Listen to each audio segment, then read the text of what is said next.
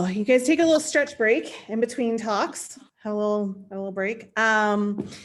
Rachael Dickzen is coming up next. You guys who were at Tudorcon last year will remember Rachael because she did all the streaming, and she was dressed so beautifully, and she was running the camera, and she was totally handling all of that side of things most magnificently, I have to say, in what was turning out to be a very stressful situation, but she managed it with aplomb. So Rachael is back to do a talk this year on the Wars of the Roses and how that impacted Tudor policy. So Rachael, I have made you co-host. If you want to show us your face. Sure. Does this work? Y'all Look see at me? you. Cool. Thank you so much for being patient. Y'all, my camera and my mic on my laptop decided to fail me when I needed the most. So I'm actually like audio and video is on a camera, and there's also a laptop. So, but yes, I'm Rachael. I love Halloween, so I had to dress up for this presentation. I did try to do Elizabeth Woodville. It makes me so happy to see all the chats popping up, people recognizing it. So I'm going to share my screen and we'll get going. Yeah. Okay. All right. So my name is Rachael Dickzen, as Heather said. I'm a Tudor fanatic and writer based out of Northern Virginia. By day, I'm a lawyer, as are several other of the speakers, I think, too. Maybe there's like a lawyer-Tudor connection there. I regularly write about English history and pop culture on my blog, racheldickzen.com. And I also write historical fiction on the side and have a novel I'm revising. I did run the live stream last year's Tudorcon. My hair was bright orange then. If the face doesn't help anyone remember, the hair might. But I'm so excited to be back as a speaker this year. Thank you so much, Heather. I've been fascinated with the Tudors for years, but recently became more interested in the Wars of the Roses when I stage managed a community production of Richard III by Shakespeare. I gave a historical overview of the period to the cast to help them understand all the context and everything. And I just fell in love with the period. It's heavily influenced Tudor policy in so many different ways. And it's been really fascinating finding all the connections between those time periods. Of necessity, this is an overview, as this is a really big topic. And frankly, I kind of want to go back to school and do it as a master's thesis now. There's a couple things I'm not going to have a chance to go over. And I'm going to be going through a lot of really interesting events and people very, very quickly. But I am happy to talk to you about any part of the presentation more in depth later. I also use a couple family trees in this and have those up available online at the URL on the screen. It's tinyurl.com/WOTR Tudorcon. So like War of the Roses initials Tudor. That also includes a slightly less abbreviated timeline of the Wars of the Roses and this presentation itself with like alt text links for anyone with visual impairments or someone who uses a screen reader. All right, so we're gonna get started with the Wars of the Roses. This is going to be the most simplified summary of all the time. I am probably leaving out a lot, but we'll just go with it. First, you have the lead up to the Wars of the Roses. Basically, Henry VI became king as an infant after his dad, Henry V, died. And frankly, he wasn't a very good king. He rules poorly, plays favorites, loses basically all the French land his dad had just won in the 100 Years' War, and pisses off a lot of nobles.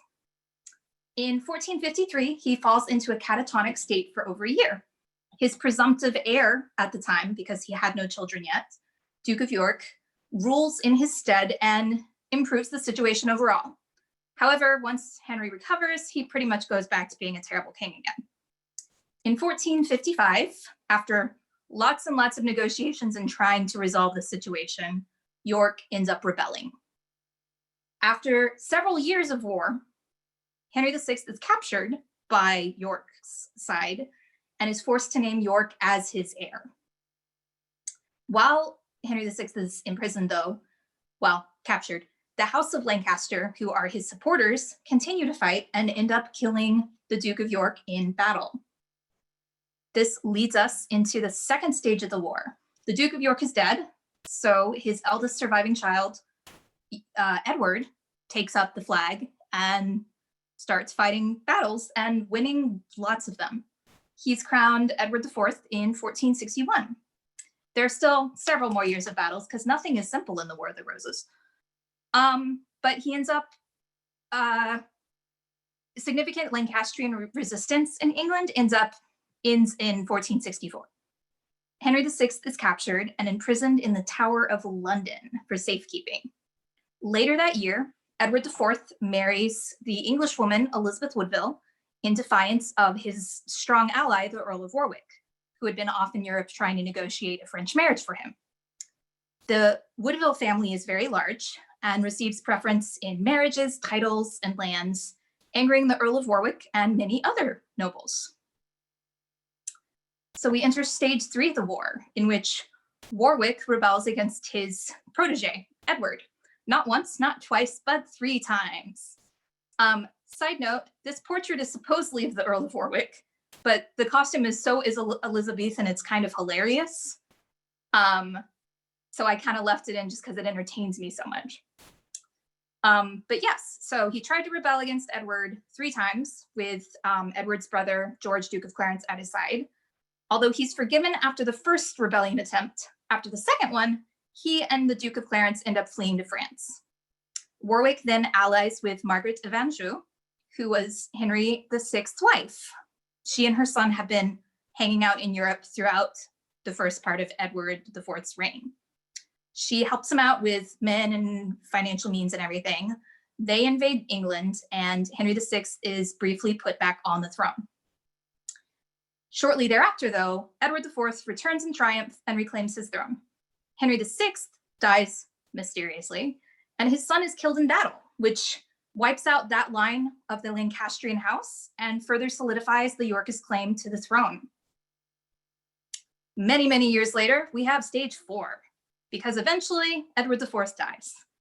His youngest brother, Richard, fearing the influence of the powerful Woodville family over his young nephew, Edward V, who is only about 12 at the time, I believe, usurps the throne and becomes Richard III. The young king and his younger brother, Richard, are declared illegitimate by their uncle and placed in the Tower of London for safekeeping. They disappear mysteriously. We have a trend here. This is one of history's biggest mysteries. We still don't know what happened to them today. But Richard is ultimately blamed. In 1485, Henry Tudor, a distant Lancastrian heir who had been living in exile for 14 years, comes back to England, defeats Richard III in battle, and becomes Henry VII, starting the Tudor dynasty. And I'm Tudors.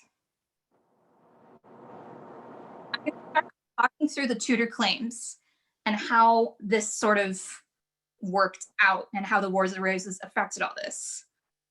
Credit for this actually goes to David Crowther, the host of the History of England podcast. He originally designed this family tree, and I added onto it, and I'm using it with his permission in this presentation. So at the beginning of the Wars of the Roses, you have Henry VI on the throne. He's showing up with a circle. And then you can see he's got his claim to the throne through the 3rd son of Edward III. Then you've got Edward IV, who usurps the throne from Henry VI. His claim runs through the 2nd son of Edward III, although it is also running through some of the women on that line, which weakens the claim a little bit in medieval eyes. I forgot to circle Edward V down here, but he was only king for a little while before his uncle usurped the throne. So Richard III is next. And then Richard III is killed by Henry VII, who appears on this family tree twice because he himself was a descendant of Edward III and he married a descendant of Edward III. So Henry's claim is a bit fishy because it comes down from Edward III through John of Gaunt, like Henry VI's claim. However, it comes from John of Gaunt's children with his mistress, Catherine Swynford. Although he does marry Catherine Swynford eventually, and their children are legitimized, the Beauforts, as they're called, are barred from claiming the throne by Henry IV. There are some questions as to whether he actually had the legal right to do that, but he certainly tried. And this is also through Henry Tudor's mother, Margaret Beaufort. So that adds an additional weakness to the throne. So honestly, the biggest legacy of the Wars of the Roses is the fact that the Tudors were able to claim the throne at all. This next slide will give you a demonstration of that. All the black lines indicate people in the family tree who died unrelated to the wars. And then the red lines, which I've added little stars to help anyone with visual impairments, were people that died as a result of the Wars of the Roses, or likely. Like some of them we don't know for sure, but almost certainly. So as you see, in a lot of ways, the Tudors got the throne because everyone else was dead.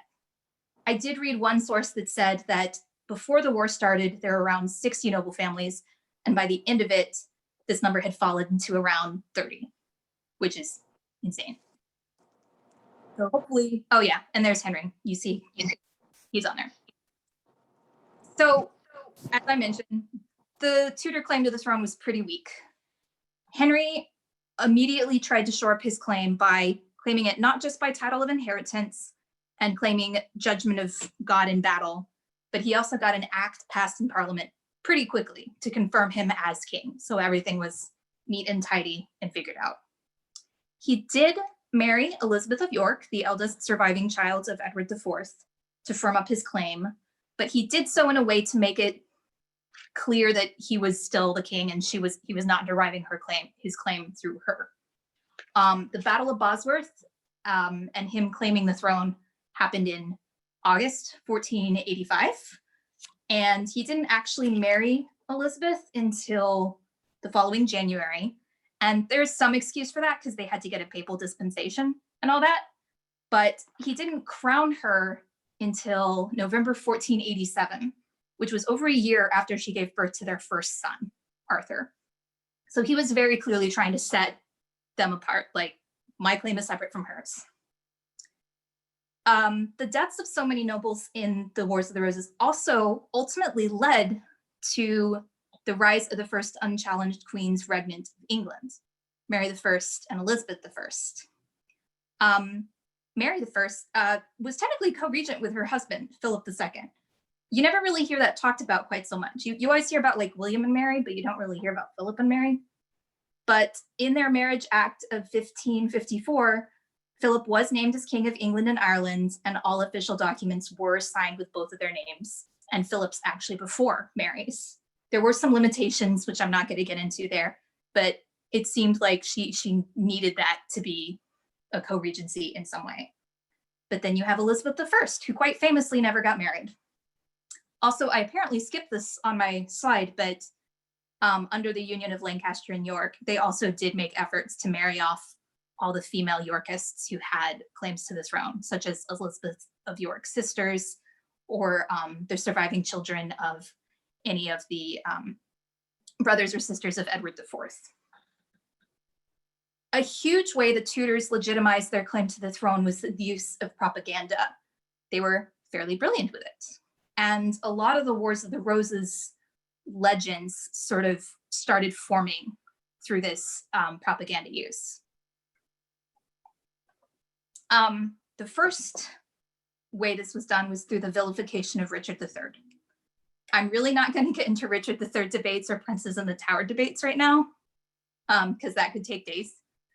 But there are contemporary accounts during Richard's reign praising him for his various legal forms and actions, so people didn't universally hate him at the time. There is evidence that people liked him. But Henry VII changed the story a lot to basically place an awful lot of blame on Richard III that hasn't actually been proven. In that first parliament, which named Henry VII King of England, he also brought a bill of attainder against Richard, even though he'd been dead for a while at this point. This attainder listed several offenses against Richard and specified that he was guilty of the shedding of infants' blood, referring, of course, to the princes in the Tower. And in this way, Henry gets to position himself as the savior of England and the Yorks from Richard III's tyranny, getting to sort of co-opt a lot of Edward IV's popularity. And this only continued through the Tudor dynasty. Under Henry VIII, Thomas More wrote his History of King Richard III, which wasn't actually published until under Mary I's reign, but apparently was pretty popular at the time. And I believe even got a second edition many years after his death. And this worked off other historians' depictions of Richard III, but it really popularized a lot of the modern images of him as crook-backed, the product of a difficult birth, something monstrous and unnatural. And his book, in turn, became a source for William Shakespeare's Richard III, which has rather colored our views of him ever since. Henry Tudor also tried to tie his reign back to other Lancastrian kings that came before him. There was a brief attempt to revive Henry VI's reputation as a saint and as a martyr. Henry VI was a terrible king, but he was legitimately very religious. And there was a tradition in medieval times of kind of venerating people with mental issues as being like touched and chosen by God. So there was some, it didn't come out of nowhere. Henry VII began building a chapel at Westminster Abbey for his relics. And some of Henry VI's so-called miracles were a bit Tudor propaganda-ish. There's one story of a young girl afflicted with the king's evil, scrofula, which is traditionally cured by a king laying hands on the afflicted person. But her parents apparently refused to bring her to Richard III because he was not the lawful king. So they went to his shrine instead, and she was miraculously cured. Apparently, Henry VI also had a hat that hung out by his shrine, and if you put it on, it would cure you of migraines, which makes me so happy. Henry VII also tried to tie himself to Henry V, the winner of Agincourt and of English glory in France. This was a little difficult because he was not actually a direct descendant of Henry V, but of his wife, Catherine of Valois, and her second husband, Owen Tudor. Henry VIII also famously pursued this idea of Henry V as glorious warrior and tried to grasp that glory for himself by fighting a lot in France over time. Probably the most lasting legend coming from out of all the War of the Roses, though, is the roses themselves. After marrying Elizabeth of York, Henry Tudor began to use the Tudor Rose badge, which I've got up here on the slide for you. It's, the red rose of Lancaster enveloping a smaller white rose of York. Both the white rose of York and the red rose of Lancaster did actually exist before Henry VII co-opted them for his own propaganda. But both of them were obscure, and neither of them were the primary badges in use during the conflicts themselves. Noble houses at the time had lots of different badges, and individual members may have their own specific badges that they use. For example, Edward IV tended to use the sun and splendor. But it was a good story, and he pushed it.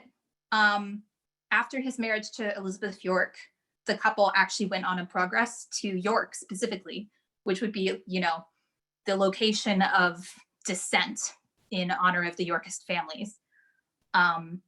And there he had the town officials create a mechanical device of sorts that showed the white rose, then the red rose emerging from the white, and then topped by a crown. And this symbol was so successful that it was used by all of his descendants on lots of livery. If you go to Tudor palaces, the Tudor roses in lots of different places. And the imagery was even more solidified by Shakespeare. In Henry VI, Part 1, there's this famous scene, which is depicted in the painting up here on this slide, that shows nobles choosing white or red roses in a garden to indicate the side of the conflict they were on. Completely fabricated, but it's a great story. And as a side note, I personally am using the term War of the Roses because I haven't seen a better one. People have been really pushing Cousins War in recent times, but I haven't seen any contemporary use of that back then. And frankly, all the royals in Europe were related at the time. So you could describe any number of wars as the Cousins War accurately. Plus, I just like the name. It's a fun name. It's a fun story. Final use of Tudor propaganda to legitimize Henry Tudor's claim was Arthurian mythology. because Henry Tudor was Welsh, he could tie into those old Arthurian myths and fuel that for himself. He named his son and heir, Prince Arthur, most famously. And he also had a family tree drawn up that claimed to trace his ancestry back to King Arthur. This was kind of brilliant because a lot of jousting tournaments of the age and songs and poetry really did talk about Arthur a lot. So by sort of combining himself with that, he positions himself not as an intruder or an invader, but as like the rightful king of England coming to save the people. There were erosion of several norms in rights in the Wars of the Roses as well. First, I'm going to talk about the rights of sanctuary. Previously, felons and debtors could claim their right of sanctuary in a church, cathedral, or abbey for 40 days. That meant that the law couldn't reach them there. They couldn't, their creditors couldn't come after them there. The time period they could stay in sanctuary extended a lot over time and became a lot more indefinite. The picture up here is a depiction of the sanctuary knocker at, I believe, Durham Cathedral. And apparently it was kind of like a game of tag. Like if you were trying to reach sanctuary, you had to get to the knocker and knock on it, and then you were safe. I love. Sanctuary showed up a lot of times during the Wars of the Roses. Elizabeth Woodville used sanctuary twice at Westminster Abbey during the readoption of Henry VI, and then later after her husband's death and the coup of Richard III. However, both sides did end up violating sanctuary and pulling people out of sanctuary after battle. In May 1471, Edward IV had numerous Lancastrian nobles who survived the Battle of Tewkesbury forcibly removed from Tewkesbury Abbey. And he justified it by basically saying there was no sanctuary for traitors. Henry VII respected sanctuary at first. As I mentioned earlier, the Battle of Bosworth happened in August 1485, and he left Ricardian nobles who took sanctuary alone for quite a while. However, the following April, a lot of these nobles came out of sanctuary to incite rebellion against Henry VII. After that rebellion collapsed and they went back into sanctuary, Henry pulled them out and had them stand trial and executed. Henry VII ended up formalizing these changes to sanctuary rules by instituting legal reforms through a papal bull from Rome and the Pope. Specifically, a felon was prevented from invoking sanctuary when the crime involved was treason, or even suspicion of treason. It was also, if a sanctuary man left sanctuary and caused mischief, they couldn't get back and get sanctuary again. And finally, in a move that will amuse anyone who knows about Henry VII's miserly reputation, a sanctuary man was protected from his creditors inside, but his goods outside of the sanctuary were not. Under his son, Henry VIII, almost all sanctuary rights were really eliminated. There were harsh penalties introduced for people who took sanctuary. And just as a practical standpoint, he dissolved so many of the monasteries that there were just fewer places to take sanctuary. The legal right for sanctuary wasn't completely dissolved in England until 1624, but that process really did start under the Wars of the Roses. Next, we have the erosion of execution norms. During the 100 Years' War against France, a noble captured in battle would generally be able to expect to get a ransom, like to be ransomed out and go home. However, in the Wars of the Roses, a captured noble who belonged to a defeated faction had a pretty high chance of being executed as a traitor. At the Battle of Towton, for example, 42 knights from the losing side were executed afterwards. These execution norms deteriorated further under Richard III, who hastily executed several nobles in peacetime without a trial. Most famously, William Hastings, Baron Hastings, Anthony Woodville, Earl Rivers, and Sir Richard Grey. They were all executed as sort of his plot to take over the throne. This erosion continued under Henry VII, who famously executed a faultless claimant to the throne, Edward Plantagenet, who was imprisoned at the age of 10, right after Richard III's death, and lived the rest of his life in the Tower of London, even though he had done literally nothing wrong. The problem was he was the nephew of Edward IV and Richard III, so he had a very good claim to the throne.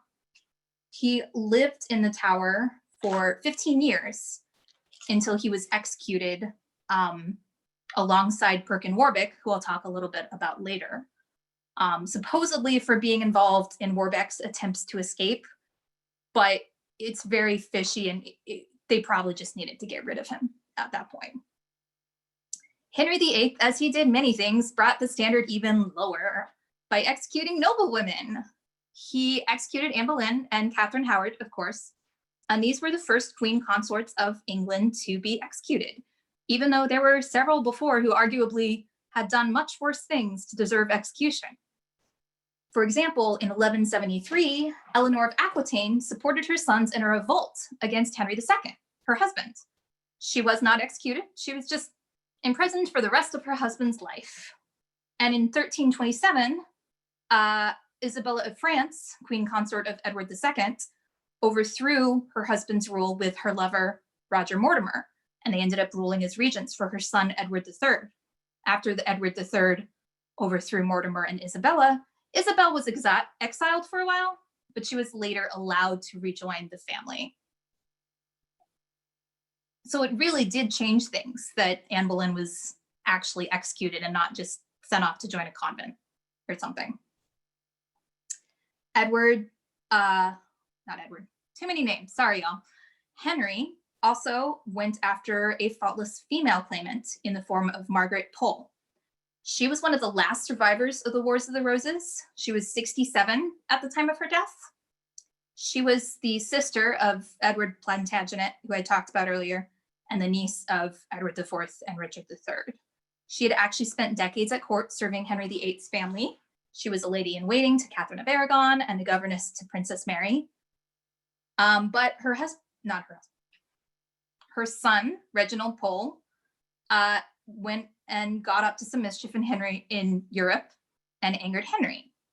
And even though she reproved Reginald Pole pretty openly and publicly, she was imprisoned in the Tower for several years. She was never charged with a crime and then was executed rather abruptly. Under Mary I, this one isn't quite necessarily a descent, but it's sort of, I felt weird leaving it out. Jane Grey, of course, was a noblewoman and presumptive heir to the throne who her parents and her various other noblemen tried to put her on the throne instead of Mary. Mary was fully aware that Jane was kind of a puppet in all this. She was 16 or 17 and was very clearly not going after this herself.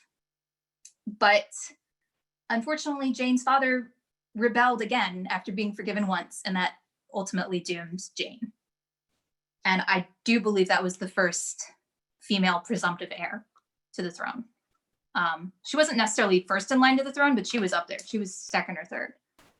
And in the final deterioration of execution norms, we have the execution of the presumptive heir and the arguably queen regnant of another country, Mary, Queen of Scots. Carol Ann talked about Mary, Queen of Scots a bit earlier, and she had abdicated her throne at the time of her execution, but it was still, there's still questions about whether Elizabeth even had the legal authority to execute her at that point. But that we can kind of see that as sort of the low point. Like the only step beyond that is like executing an actual king, which, you know, the Stuarts did, but not the Tudors. We're moving on to the Yorkist usurpation attempts. Just very quick, these are all fascinating and I could talk about them for hours, but I'll just speed through them real quick because they were a huge impact that remained from the Wars of the Roses. Sorry, I'm having to keep reminding myself to drink water so I don't just start croaking like a frog. Henry VII had several Yorkist usurpers show up when he was on the throne. the Duchess of Burgundy, who was a sister to Edward IV and Richard III, was a huge thorn in his side. She supported several rebellions against him, both Lambert Simnels and Perkin Warbecks. Both Lambert Simnel and Perkin Warbecks were York pretenders who were not believed to actually have any relation to the Yorks, but were put up as people to try to kick Henry off the throne. Because remember, all the actual Yorkist claimants were, like the ones with really good claims, were either dead or missing at this point. John de la Pole did help out Lambert Simnel. He was a cousin of Elizabeth of York, like the son of one of Edward IV's sisters, so a little bit further away. And he apparently tried to help out Lambert Simnel with probably the idea of getting access to the throne in some way. Towards the end of Henry VII's reign, you have Edmund and Richard de la Pole, who were John's younger brothers, and apparently didn't even really try to launch a rebellion. They just went to Europe without permission and started calling themselves the White Roses, and by noble names they had surrendered and basically just really annoyed the king. I believe Edmund was eventually imprisoned under Henry VII, put to death under Henry VIII. Richard died abroad serving France in battle because he couldn't go back home. And their poor innocent brother William, who had nothing to do with it, was imprisoned in the Tower for the rest of his life. Under Henry VIII, we have Reginald Pole pop up, as I talked about earlier. He was an academic and a deacon who studied abroad in Europe and spoke out publicly against Henry's Great Matter and the Boleyn marriage. He didn't seem to really actively want to claim the throne himself, but there was discussion of using his claim to and combining it with Princess Mary in order to forward Catholic Catholicism in England. And he also did help out financially a bit with organizing assistance for the Pilgrimage of Grace, which was a Catholic uprising against Henry VIII. And then finally, under Mary I, we have Thomas Stafford, who is probably my most favorite of all these because he's just so sad. He was involved in he was a grandson of Margaret Pole. So he did have a claim. He was involved in the Thomas Wyatt Rebellion, apparently intrigued with English exiles in France, promoted his claim to the English throne there, ended up capturing an unprotected castle at Scarborough, said he was there to return the crown to the true English blood of the country. And then when anyone actually bothered to fight him, he was immediately recaptured, convicted, and beheaded. Of course, there were lots of other rebellions under the Tudors, but those were either from other Tudors, such as Jane Grey, or religious battles, or for other reasons. The final legacy of the Wars of the Roses is honestly how short the Tudor dynasty ended up being. The air shortage due to the Wars of the Roses and the Tudors' own actions meant that although the Plantagenets had over 300 years on the throne, the Tudors only had a little bit over 118 years on the throne. However, they did better than the Stuarts, who were only on the throne for 88 years, and they achieved the first execution of a crowned English monarch. So we're going to wrap that up with a look at the family tree now.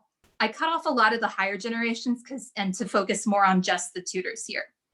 So here is everyone who's dead at the time of Elizabeth I's death. Henry VII pops up here with the green circle in the left corner. Then you have Henry VIII, Edward VI, poor Jane Grey over here in the corner on the lower right, Mary I, Elizabeth I, and due to the everyone being dead problem, Tudors are out and the Stuarts are in. And again, remember this, I know I'm going through all this very quickly. The family trees are available online at tinyurl.com/WOTR Tudorcon. So that's it. I know that was a lot. Any questions? Plentiful questions? So